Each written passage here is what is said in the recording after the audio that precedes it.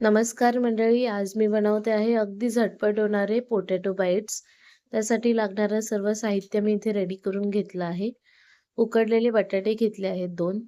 आता मी 3 bread slice घेतले आहेत आणि त्याच्या कड्या ज्या आहेत त्या कट करून घेते.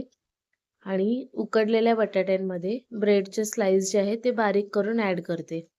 त्याचबरोबर बारीक चिरलेली कोथिंबीर, बारीक चिरलेली मिरची, काळी मिरी पूड, चवीनुसार मीठ आणि थोडासा मसाला आणि कॉर्नफ्लोअर 2 चमचे ॲड केलं आणि हे पीठ जे आहे ते व्यवस्थित आपल्याला मळून घ्यायचं आहे. पाणी अजिबात वापरायचं नाहीये.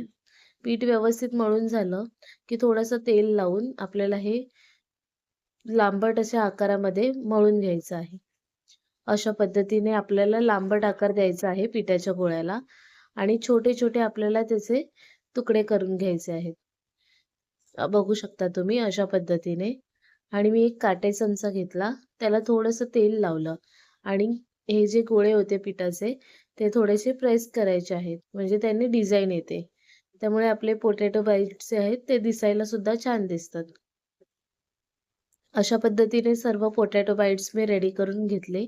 तेल गरम करत ठेवलं. तेल व्यवस्थित तापलं की मध्यम आचेवरती आपल्याला हे फ्राय करून घ्यायचे आहेत. एक-एक करून सर्व पोटॅटो बाईट्स मी इथे तेलामध्ये सोडले आहेत आणि हलक्या हाताने आपल्याला इथे हे फ्राय करून घ्यायचे आहेत. जास्त ढवळायचं नाहीये. 2 वेळाच फक्त परतायचे आहेत. अशा पद्धतीने गोल्डन ब्राउन झाले की आपले पोटॅटो बाईट्स जे आहेत ते तयार झालेत.